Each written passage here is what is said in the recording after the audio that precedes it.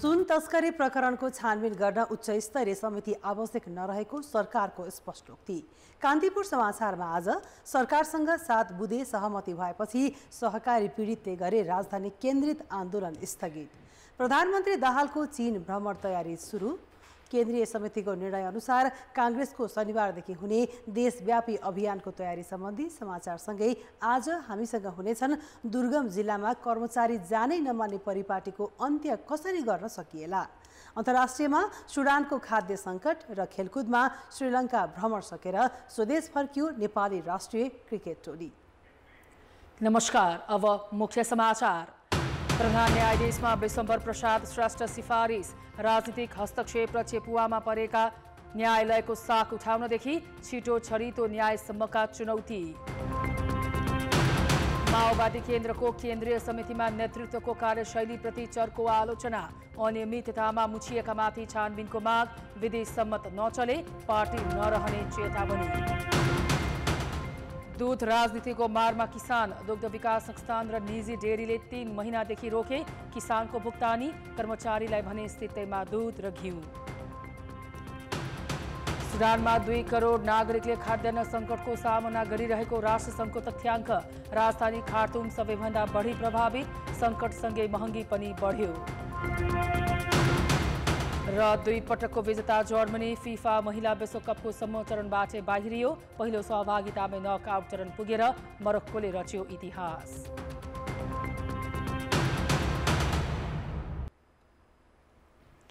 संवैधानिक परिषदले नयाँ प्रधान न्यायाधीशमा वरिष्ठतम न्यायाधीश विशम्भर प्रसाद श्रेष्ठलाई सिफारिस गरेको छ।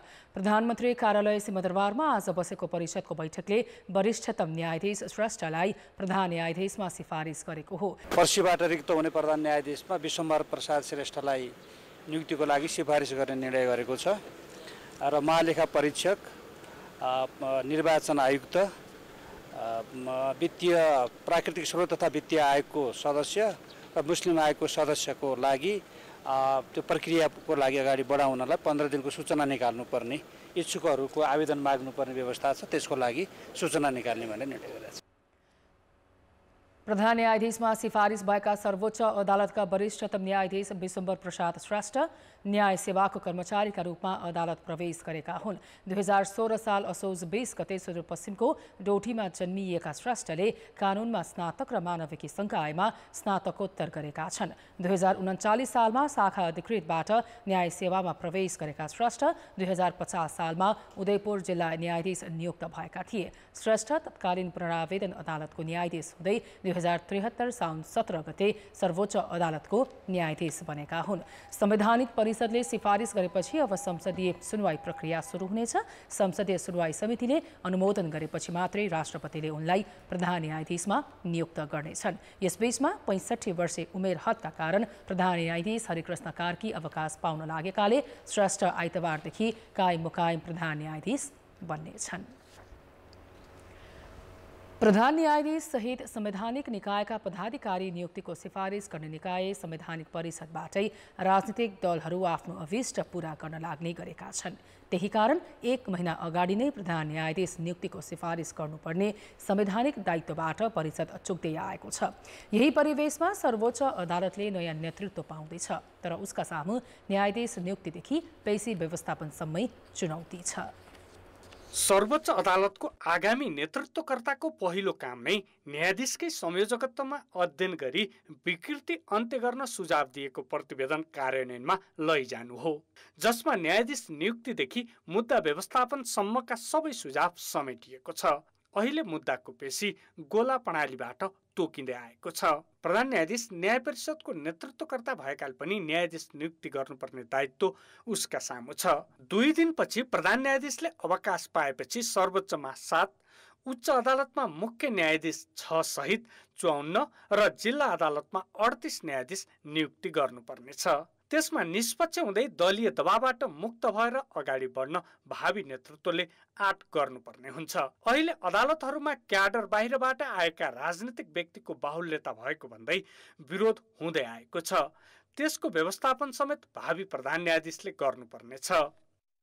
न्यायाधीश नियुक्ति गर्दाखेरिका अवस्थामा विभिन्न दलबाट अनेक किसिमका प्रेसरहरू आउँछन् त्यो प्रेसरलाई थेग्न सक्नुपर्छ। त्यो क्षमता प्रधान न्यायाधीशले देखाउनु भयो आउने प्रधान न्यायाधीशले भनेदेखि न्यायपालिका सुधारतर्फ उन्मुख हुन्छ। यदि उहाँले पनि यो चाहिँ नि त्यसमा चाहिँ आँखा चिमिलो भयो र चाहिँ भागभण्डाबाट चाहिँ न्यायाधीश नियुक्ति हुने भयो, सक्षम दक्ष न्यायाधीशहरूलाई छान्न उहाँले सक्नु भएन भने अहिलेको जुन न्यायपालिका छ त्यो न्यायपालिकाको दिन राम्रो हुने छैन। उहाँले पनि नेतृत्वमा रहँदा न्यायालयमा बस्दा उहाँले जुन एजेन्डामा चोरेन्द्र शमशेरसँगको जुन अभियानसँग उहाँहरूको एग्रिमेन्ट भएको थिएन नि, जुन आन्दोलनमै उहाँ पनि हुन्थ्यो नि, हो त्यो आन्दोलनको बुँदाहरूलाई चाहिँ अब सँगै लैजाउँ भन्ने हो हाम्रो चाहिँ। त्योभित्र पेशी व्यवस्थापन हुन्छ, भ्रष्टाचार न्यूनीकरणका कुरा हुन्छ, अदालतमा देखिएका विकृति विसङ्गतिका कुरा हुन्छ, त्यो कुरो सबै हामी अब फेरि लिएर जान्छौँ। सहकर्मी न्यायाधीशको विश्वास जितेर न्यायपालिकाको विकृति विसङ्गति रोकथाम गर्न लाग्नुपर्ने दायित्व प्रधान न्यायाधीशको हुन्छ। पटक पटक उठ्दै आएको तर कार्यान्वयनमा जान नसकेको अटोमेसन प्रणाली लागू गरेर पारदर्शिता वृद्धि गर्ने आँट नयाँ प्रधान न्यायाधीशले गर्नुपर्नेछ। अटोमेटेड क्वालिटी सिस्टमलाई चाहिँ जसरी पनि लागू गर्ने यसको लागि ऊ पनि बनिसकेका छ, प्रतिवेदन पनि तयार छ। त्यहाँ हामीसँग मेन पावर पनि नभएको होइन र हामीलाई चाहिने एसेसरिज इक्विपमेन्ट्स एसेसरिज मसिनरिजहरू पनि नभएको होइन। त्यो सबै छ भने किन लागू हुँदैन त? त्यो यो लागू नगर्नुको पछाडि चाहिँ उहाँहरूको आफ्नै कुत्सित मनोभावना छ, त्यो स्वार्थ छ। त्यो स्वार्थ पुरा हुँदैन भनेर चाहिँ त्यसलाई लागू गर्न नखोजिएको भनेर हामीले बुझ्नुपर्ने हुन्छ। यो चाहिँ दुःखदायी कुरा हो। न्याय प्रशासनको नेतृत्वकर्ताका हिसाबले सर्वोच्चदेखि जिल्ला अदालतसम्मै न्याय निरूपणको सहज वातावरण बनाउने दायित्व प्रधान न्यायाधीशकै हो। त्यसैले वर्षौंदेखि चाङ लागेर बसेका मुद्दा फर्स्योट फैसला कार्यान्वयनको पाटो पनि त्यति नै महत्त्वपूर्ण छ। अर्कोतर्फ कर्मचारी व्यवस्थापनमा पनि पक्षपात रहित व्यवहार गर्नु त प्रधान न्यायाधीशको दायित्व नै हो। त्यसमाथि कर्मचारीको क्षमता अभिवृद्धिका लागि समेत ध्यान पुर्याउनु पर्नेछ। तीनै तहका अदालतमा मुद्दाको चाप घटाउन जनशक्तिको उचित व्यवस्थापन गर्नुपर्ने दायित्व उनैको काँधमा छ। त्यही कारण चुनौतीको घेरामै भए पनि निडर भएर काम गर्नुपर्ने विज्ञ बताउँछन्। अहिलेको जुन अवस्था छ चुनौती नै चुनौती छ।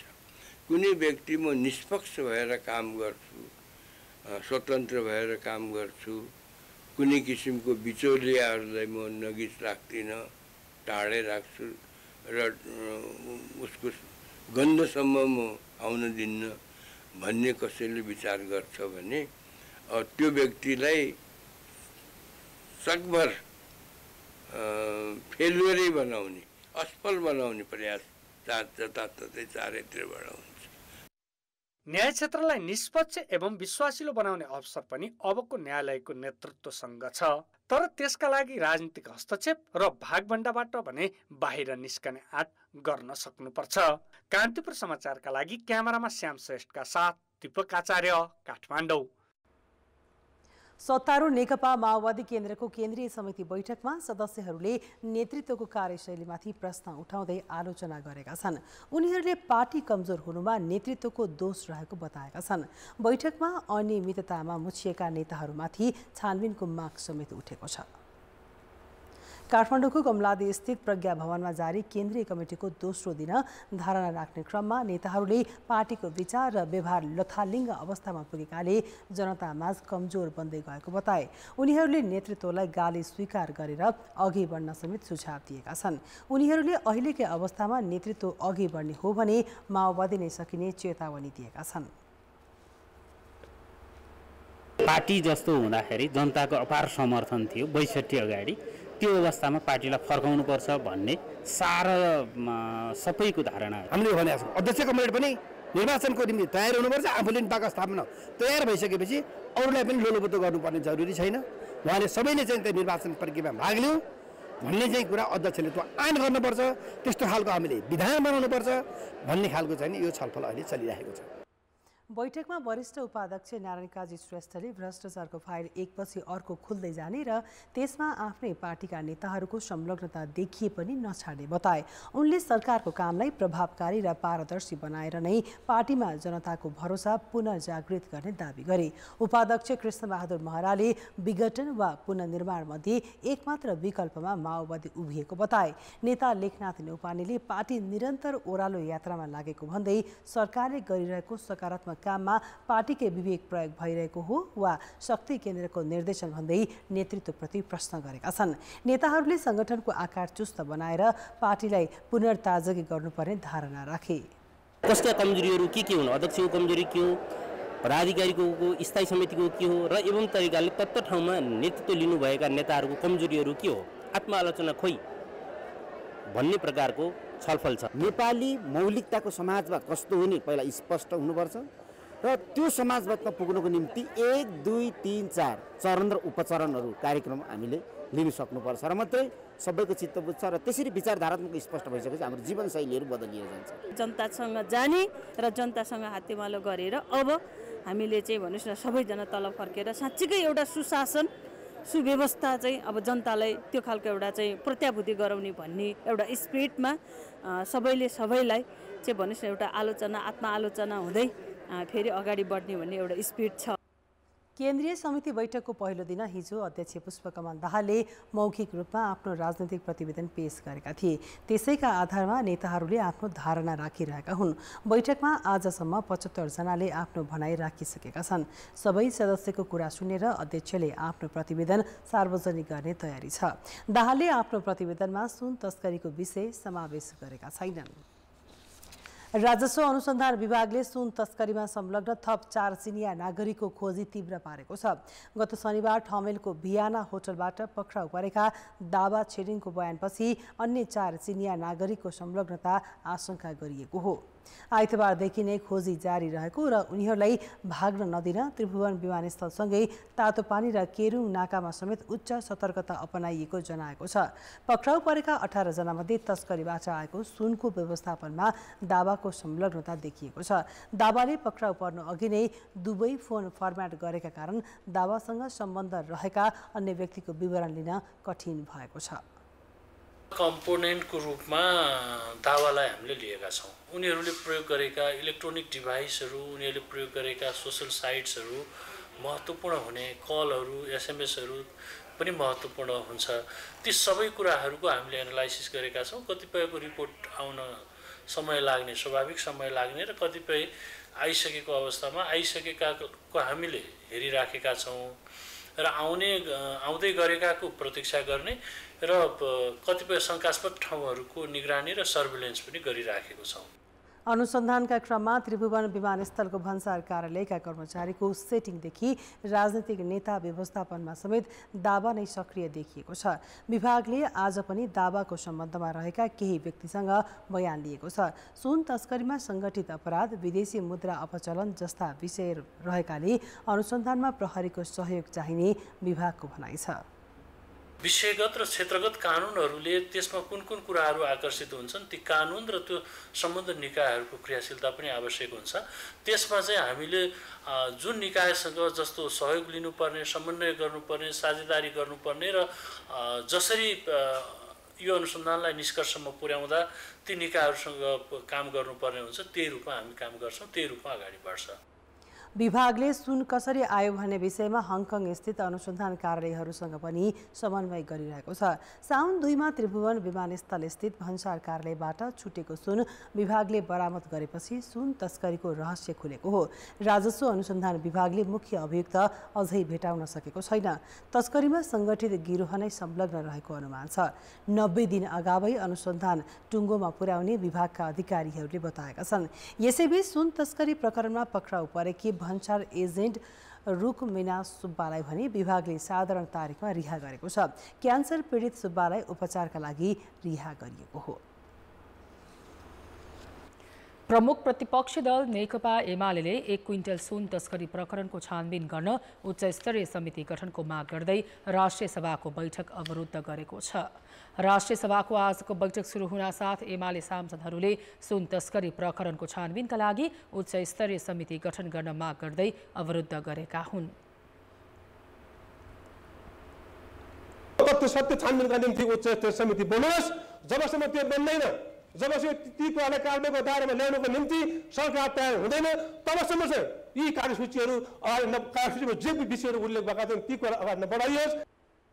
राष्ट्रिय सभाका अध्यक्ष गणेश प्रसाद तिमिल सिन्हाले लगातार संसद अवरुद्ध हुँदै आएको विषयमा सरकारको ध्यान आकर्षण गराए। सुन तस्करीको विषयले सभाको पछिल्ला गतिविधिहरू अवरोध हुँदै गएका छन् र बैठकहरू पनि अवरोध हुँदै आएका छन्। यस विषयमा सभाको गम्भीर ढङ्गले ध्यान आकर्षण भएकै छ। म सरकारको समेत यस विषयमा गम्भीर ध्यान आकर्षण गराउँछु र आवश्यक पहल लिनको लागि पनि आग्रह गर्दछु। एमालेको अवरोधपछि राष्ट्रिय सभाको बैठक साउन 22 गते सोमबार 1 बजे बस्ने गरी स्थगित गरिएको छ। प्रमुख प्रतिपक्षी दल एमाले सुन तस्करी प्रकरणको छानबिन गर्न उच्च स्तरीय समिति गठनको माग गरे पनि सरकारले भने आवश्यक नभएको प्रतिक्रिया दिएको छ। सञ्चार तथा सूचना प्रविधि मन्त्रालयमा आज आयोजित पत्रकार सम्मेलनमा सरकारी प्रवक्ता मन्त्री रेखा शर्माले सुन तस्करी प्रकरणको अनुसन्धान राजस्व अनुसन्धान विभागले गरिरहेकाले अर्को आवश्यक नभएको बताएकी हुन्। उनले एउटै विषयको अनुसन्धानका लागि अर्को समिति बनाउँदा भइरहेको अनुसन्धान पनि प्रभावित हुने दाबी गरिन्। सरकारले नै छानबिन गरिरहेको अवस्थामा राजस्व अनुसन्धान विभाग भनेको सरकारको शक्ति सम्पन्न आयोग त्यो विभाग हो। त्यो विभागले नै आफ्ना प्रक्रियाहरू कामहरू अगाडि बढाइरहेको र यसको तस्करीको रुट कजमा हामी पुग्छौँ भनेर एउटा कमिटमेन्ट सहित राजनीतिक नेतृत्व लागिरहेको बेलामा फेरि थप अर्को यो अनुसन्धान गर्न समिति बनाउने फेरि यसलाई विषयवस्तुलाई डाइभर्ट गर्ने कुराले यो अनुसन्धान प्रक्रियामा पनि प्रभाव पर्छ भन्ने हामीलाई लागेको छ। सुन तस्करी प्रकरणको अनुसन्धान गर्न प्रहरीलाई दिनुपर्ने माग समेत हुँदै आएको छ। नेपाली कांग्रेसका नेता शेखर कोइरालाले सुन तस्करी काण्डमा माथिल्लो तहकै संलग्नता हुन सक्ने भन्दै छानबिन टुङ्गोमा पुग्नेमा आशंका व्यक्त गरेका छन्। नेपाल प्रेस युनियन काठमाडौँले आज आयोजना गरेको कार्यक्रममा कांग्रेसका नेता कोइरालाले एकपछि अर्को गर्दै काण्ड बाहिरिने र टुङ्गोमा नपुग्दै हराउने गरेको बताए। उनले काण्ड आउन साथ शीर्ष नेताहरू जमघट हुनाको कारणबारे पनि उनले प्रश्न गरे। ललिता निवासपछि अर्को केस के आयो? अहिले सुनकाण्ड आयो। तपाईहरुलाई मैले भनिरहनु पर्दैन, यो सबै जगजाहेर छ। अब यो पनि तपाईको सामसुम हुन्छ, किनभने माथिल्लो कोही न कोही इन्भल्भ हुन्छ। कुनै इस्यु आउँछ, घटना हुन्छ, अलिकति अगाडि बढ्दै जान्छ अनि शीर्ष 3टा नेताहरू एक ठाउँमा बसिहाल्छन्, बसेर छलफल गर्छन्। के छलफल गर्छन् थाहा छैन मलाई। संसदीय सुनुवाई समितिले विभिन्न 6 देशका लागि प्रस्तावित राजदूतको नाम अनुमोदन गरेको छ। सुनुवाई समितिको आज बसेको बैठकले परेका उजुरीको छानबिन नै नगरी राजदूतहरूको नाम अनुमोदन गरेको हो। राजदूतमा अनुमोदन हुनेमा न्युयोर्क स्थित संयुक्त राष्ट्रसङ्घको नेपाल नियोगमा लोकबहादुर थापा, फ्रान्समा सुधीर भट्टराई, जेनेभा स्थित संयुक्त राष्ट्रसङ्घीय नियोगको आवासीय प्रतिनिधिमा रामप्रसाद सुवेदी, संयुक्त अरब इमिरेट्सको राजदूतमा तेजबहादुर छेत्री, कुवेतमा घनश्याम लम्साल र थाइल्यान्डमा धनबहादुर ओली छन्। प्रस्तावित राजदूतमध्ये तेजबहादुर छेत्रीमाथि महिलालाई दुर्व्यवहार गरेको, अङ्ग्रेजी भाषा समेत राम्रो बोल्न नसक्ने लगायतका आरोपसहितका उजुरी परेको थियो। तर समितिले छानबिन र उजुरीकर्तासँग सोधपुछ समेत नगरी अनुमोदन गरेको हो। समितिको आज बसेको बैठकले प्रस्तावित सबै व्यक्तिहरूलाई प्रस्ताव गरिएको पदमा नियुक्तिको लागि सङ्घीय संसदको संयुक्त बैठक र संयुक्त समिति कार्यसञ्चालन नियमावली 2080 को नियम 26 को उपनियम 5 बमोजिम अनुमोदन गरेको छ। अहिले राजदूतमा अनुमोदित 6 जना नै परराष्ट्र सेवाका कर्मचारी हुन्। उनीहरूसँग विभिन्न कूटनीतिक नियोगमा बसेर काम गरेको अनुभव छ। संसदीय सुनवाई समितिमा उपस्थित भएका प्रस्तावित राजदूतहरूले दुई देशबीचको कूटनीतिक सम्बन्ध प्रगाढ, व्यापार सम्झौता, पर्यटन प्रवर्धन, श्रम तथा रोजगारीमा रहेका नेपालीको हक हितमा काम गर्ने प्रतिबद्धता जनाए। कानुनी सजाय पाएर जेल परेका नेपालीहरूको सजाय कम गर्न कूटनीतिक पहल गर्नेछु। वैदेशिक रोजगार सम्बन्धमा सचेतना, धेरै सचेतना पनि कमीले धेरै नेपाली श्रमिकहरूले दुःख पाउनु भएको छ। त्यो भएर सचेतनाको कार्य र जानकारीमूलक कार्यक्रमहरू पनि आयोजना गर्नेछु।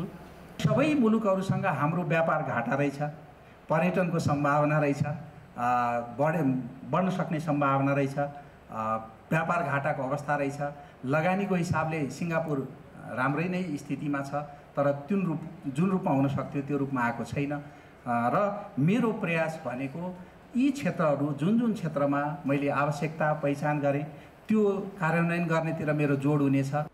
संसदीय सुनवाई समितिबाट अनुमोदित भएकाहरूलाई राष्ट्रपतिले राजदूतमा नियुक्त गर्ने प्रावधान छ। सरकार र आन्दोलनरत सहकारी पीडित बीच 7 बुँदे सहमति भएको छ। यो सँगै सहकारी पीडितले 63 दिनदेखिको काठमाडौँ केन्द्रित आन्दोलन स्थगित गरेका छन्।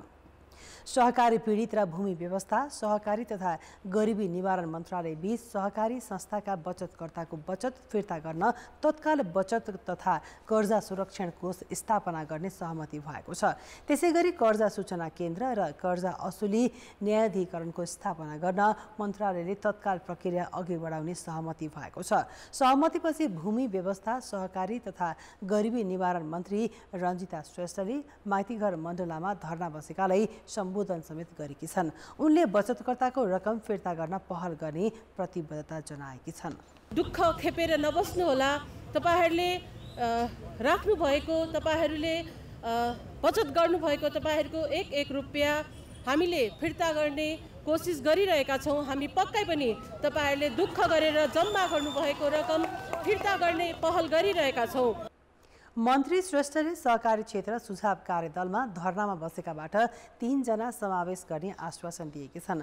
सहकारी क्षेत्रको सुधार गर्न, विद्यमान कानुनी व्यवस्थामा तत्काल सुधार गर्न कानुन संशोधन गर्ने प्रतिबद्धता पनि सरकारले जनाएको छ। ओरिएन्टल लगायतका समस्याग्रस्त घोषित सहकारी संस्थाको तर्फबाट बचतकर्तालाई रकम फिर्ता गर्दा कार्ययोजना बनाई काम गर्ने समेत सहमति भएको छ। अब जनताको आवाज आज हामीले 7 प्रदेशमा सोधेका छौँ। सहकारीले हिनामिना गरेको निक्षेपकर्ताको रकम फिर्ता गराउन के गर्नु पर्ला?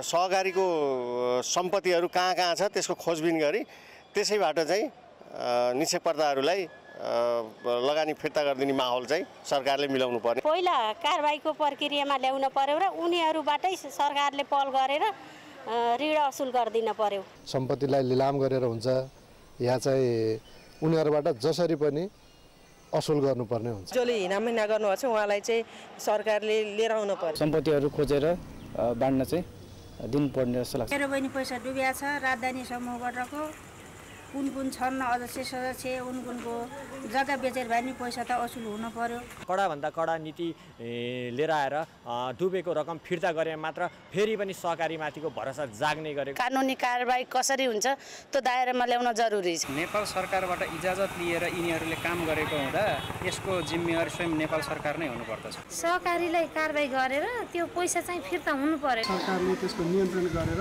निक्षेपकर्ताहरूको रकम वितरण गर्ने। सहकारी सञ्चालकहरूको सम्पत्ति जफत गरेर नै रकम असुली गर्नुपर्छ। यसलाई संगठनात्मक अपराध अन्तर्गत राखेर राज्यले कडाभन्दा कडा कानुन ल्याई ती अपराधीहरूलाई कानुनी दायराभित्र ल्याएर कारबाही गर्ने प्रबन्ध बनाउनुपर्छ।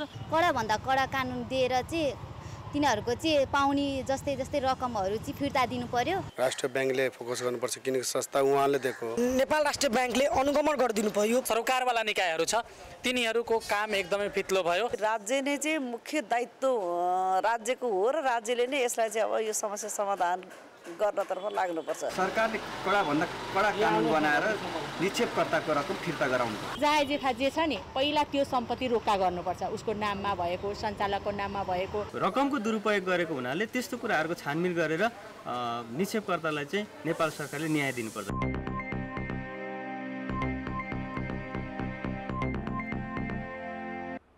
समाचार अझै बाँकी छन्। परराष्ट्र मन्त्री एनपी साउदले प्रधानमन्त्री पुष्पकमल दाहालको आजसँग चीन भ्रमणको तयारी सुरु भएको बताएका छन्। कान्तिपुर समाचार संघको कुराकानीमा मन्त्री साउदले आगामी भदौ तेस्रो साताभित्रै प्रधानमन्त्री दाहाल चीनको भ्रमणमा जाने गरी मन्त्रालयले तयारी गर्न थालेको जानकारी दिए। सम्माननीय प्रधानमन्त्री पुष्पकमल दाहालजीको चीन भ्रमणको तयारीमा अहिले परराष्ट्र मन्त्रालयमा त्यो तयारी सुरु भइसकेका छ। अन्य मन्त्रालयहरूसँग पनि हामी समन्वय गर्दैछौँ।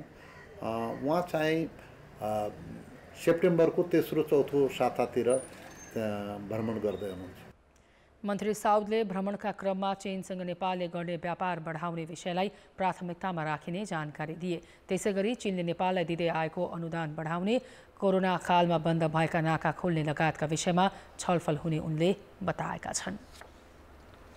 केन्द्रीय समितिले गरेको निर्णय अनुसार नेपाली कांग्रेसले शनिबारदेखि देशैभर संगठन सुदृढीकरणका अभियान सुरु गर्दैछ।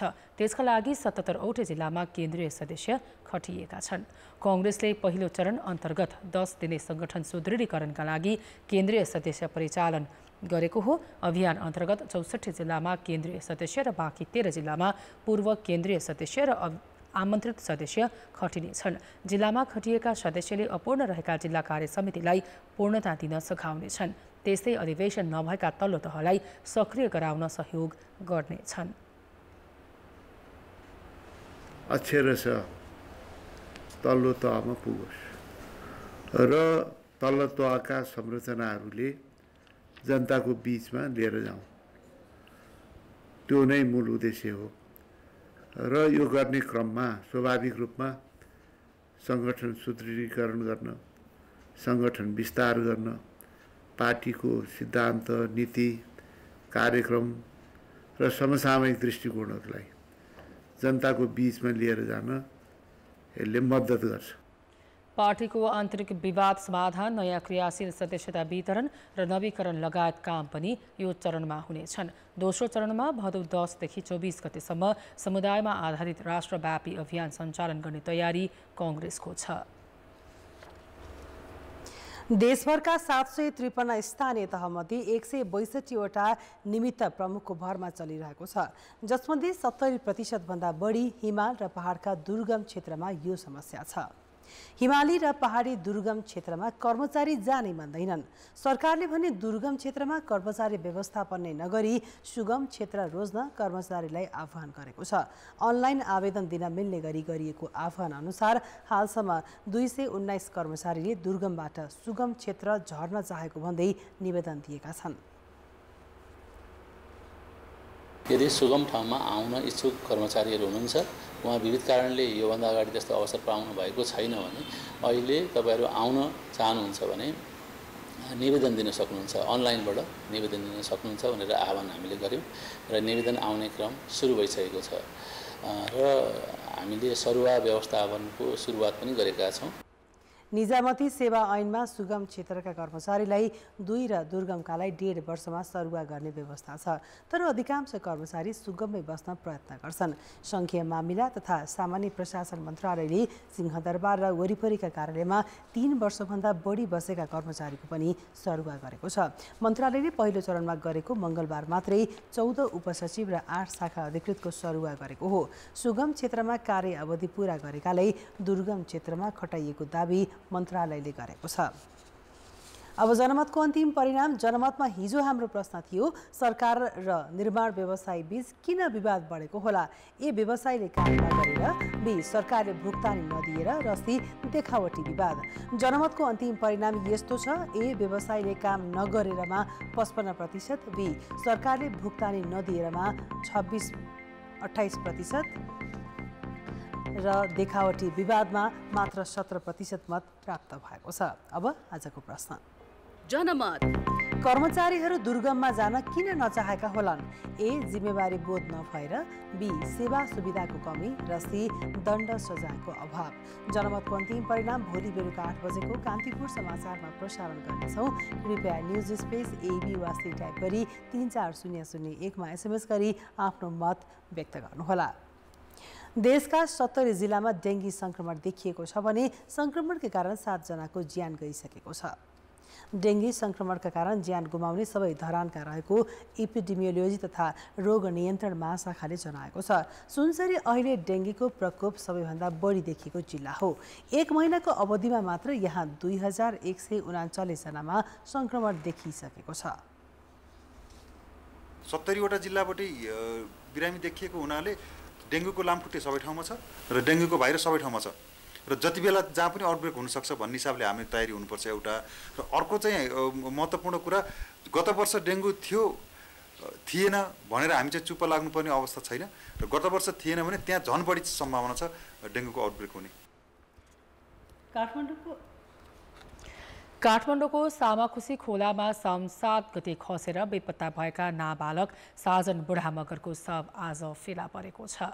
काठमाडौँको रानीबारी स्थित सामाखुसी खोलामा खसेर हराइरहेका बालकको शव दक्षिणकाली नगरपालिका स्थित वडा नम्बर 7 को बुल्का गतेश्वरी स्थित बागमती नदीको किनारमा फेला परेको प्रहरीले जनाएको छ।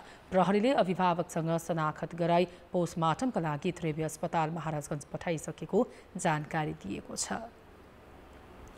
नेपालको राजनीतिक घटनाक्रममा केन्द्रित गरेर सागर शमशेर जबराले लेखेको दोस्रो पुस्तक किङडम लस्टको आज लोकार्पण गरिएको छ। रूपा पब्लिकेशन इन्डियाले सार्वजनिक गरेको पुस्तकमा नेपालको राजनीतिक इतिहास, विभिन्न कालखण्डमा भएका घटनाक्रम तथा राजनीतिक उथलपुथलका बारेमा चर्चा गरिएको छ। पुस्तकका लेखक जबराले विभिन्न राजनीतिक दलका शीर्ष नेता, सेना, तत्कालीन राजपरिवारका सदस्य लगायतसँग प्रत्यक्ष कुराकानीका आधारमा पुस्तक तयार पारिएको बताए। सागर शमशेर जबराले यसअघि सिंहदरबार नामक पुस्तक लेखिसकेका छन्। आर्थिक र अन्तर्राष्ट्रिय समाचार अझै बाँकी छन्। अर्थ र विकास। नेपालमा दैनिक करिब 52 लाख लिटर दूध उत्पादन हुन्छ। बजारमा भने 8 देखि 10 लाख लिटर मात्र पुग्ने गरेको छ। दैनिक 2 लाख लिटर दुग्ध विकास संस्थानले र 6 देखि 8 लाख लिटर निजी डेरीले किन्दा बाँकी अनौपचारिक रूपमा खपत हुन्छ। तर संस्थान र निजी डेरीले खरिद गरेको दूधको मूल्य भने किसानले पाउन छाडेका छन्। त्यति मात्र होइन, ढुवानी अनुदान समेत कटौती हुँदा दुग्ध उत्पादक किसान समस्यामा परेका छन्। सरकारी स्वामित्वको दुग्ध विकास संस्थानले 3 महिना र अन्य निजी उद्योगले 1 महिनादेखि किसानसँग खरिद गरेको दूधको रकम भुक्तानी गरेका छैनन्। संस्थानले जेठको रकम भुक्तानी प्रक्रिया सुरु गरेको दावी गरे पनि किसानले भने वैशाखकै रकम नपाएको गुनासो गरेका छन्। हाम्रो लगभग 3 महिनाको बाँकी छ। हेर्नुहोस्, प्रत्येक 15 दिनको एक फारम हुन्छ। 6-7 फारम चाहिँ पेमेन्ट दिन सकेको छैन संस्थालाई। हामी संस्थालाई दुध बेच्छौँ। केही ठाउँहरूमा चाहिँ हामी यति मात्रै दुध लिन्छौँ भनेर चाहिँ कम चाहिँ उठाउन थालेको र आफ्नो पालोमा पनि दुध लिन नगइरहेको अवस्था त अहिले सिर्जना भइसक्यो र अप्रत्यक्ष रूपमा चाहिँ मिल्क होल्डी अहिले सुरु भइसकेको छ। किसानको चिन्ता रकम नपाएकोमा मात्रै छैन, दूध उत्पादन बढ्ने बेलामा उद्योगीले खरिद गर्न आनाकानी गरेकोमा पनि छ। उद्योगीको पनि आफ्नै गुनासो छ। माग नै घटेकाले उत्पादित सबै दूध खरिद गर्न नसक्ने गुनासो गर्दै उद्योगी मन्त्रालयमै पुगेका छन्। दूध नउठाउने समस्या छ। मैले उहाँहरूलाई के भनेको छु भने डिडिसी पनि अरू उद्योगीहरूलाई पनि तपाईँहरूले फागुनमा आएर मलाई चाहिँ दूध भएन, भारतबाट ल्याउनु पर्यो भनेर भन्नुभयो। मैले हुँदैन भने अहिले आएर फेरि तपाईँहरू यहाँ चाहिँ दूध बढी भयो हामी किन्न सक्दैनौँ भन्नुहुन्छ। तपाईँहरूले त्यो फेरिको फागुन आउँछ भन्ने कुरा ख्याल गर्नु पर्दैन। उद्योगीले विभिन्न बहाना बनाएर किसानसँग दूध खरिद गर्न आनाकानी गरेको भए पनि दुग्ध विकास संस्थानले भने नियमित रूपमै दूध खरिद गरेको दावी गरेको छ।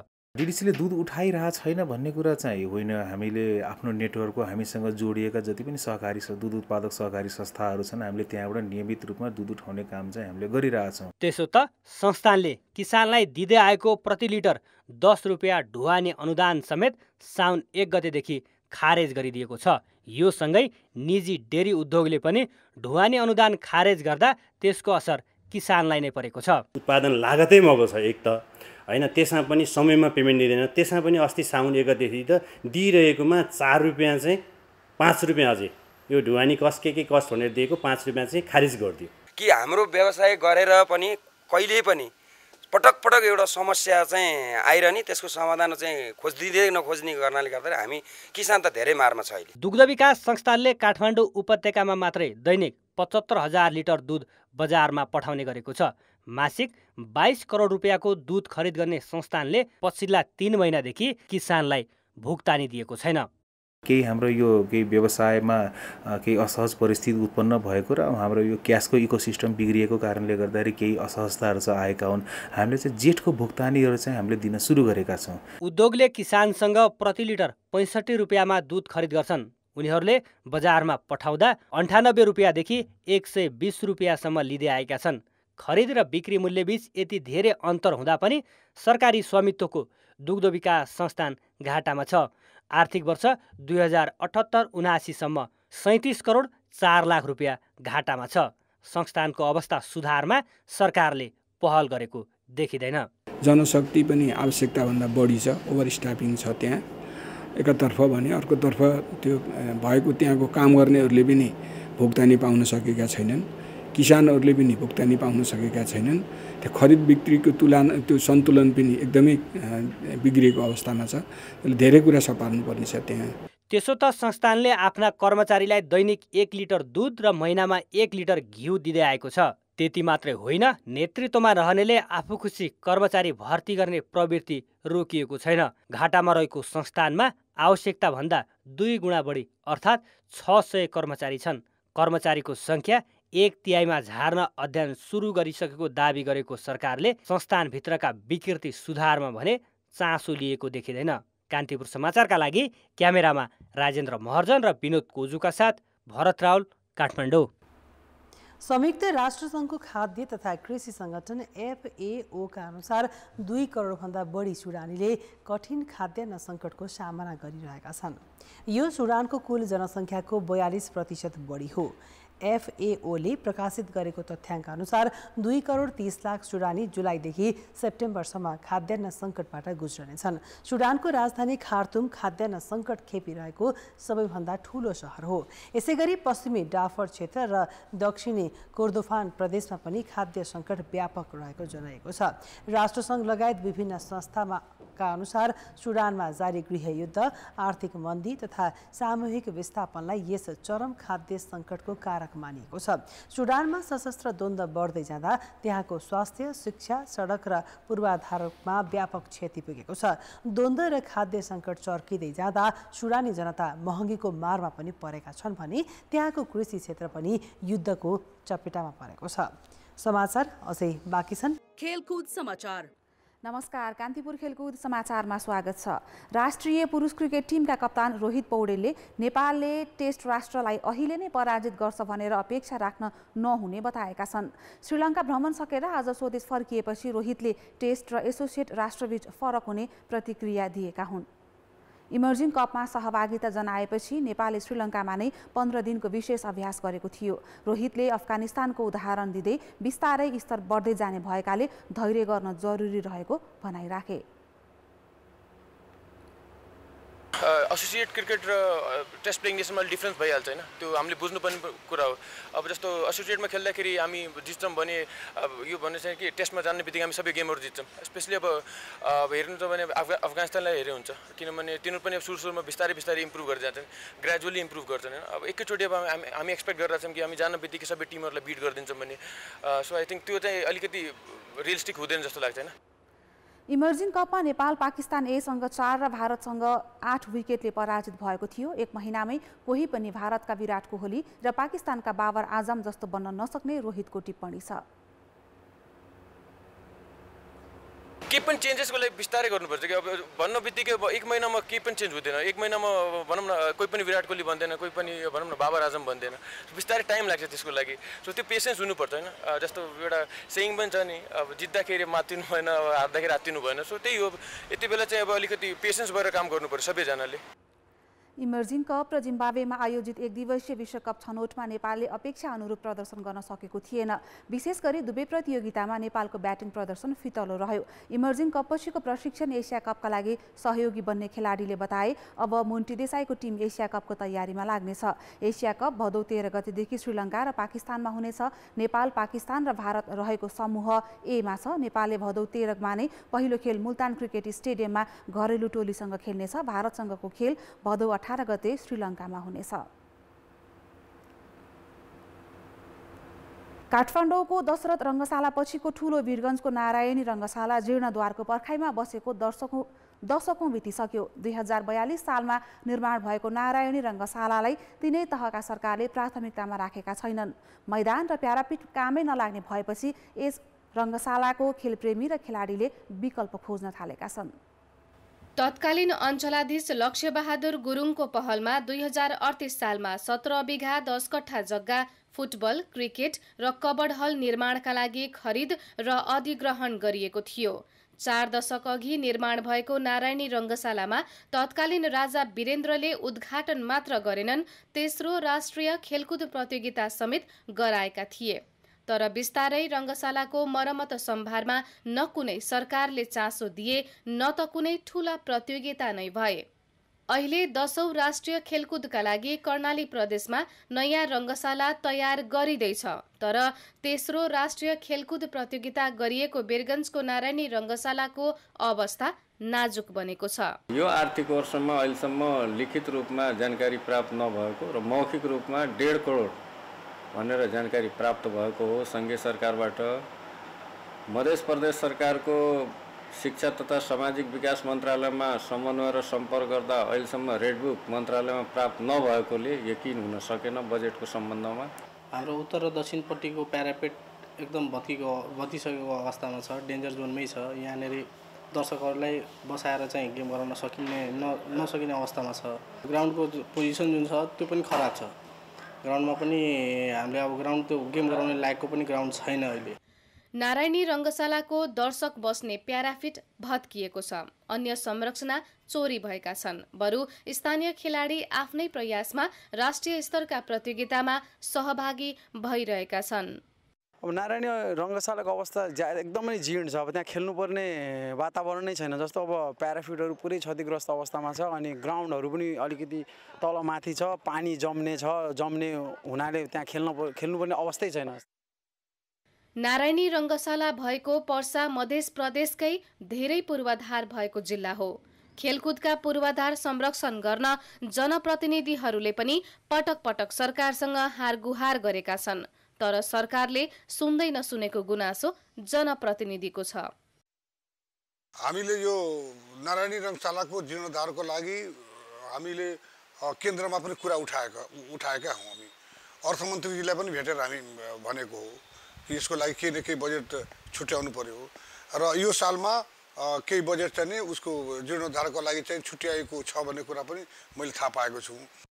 नारायणी रङ्गशालाको पुनर्निर्माण गर्न कुनै पनि सरकारले पहल नगरेपछि स्थानीय खेल प्रेमीकै पहलमा आदर्श नगर रङ्गशालाको स्तर उन्नति सुरु भएको छ।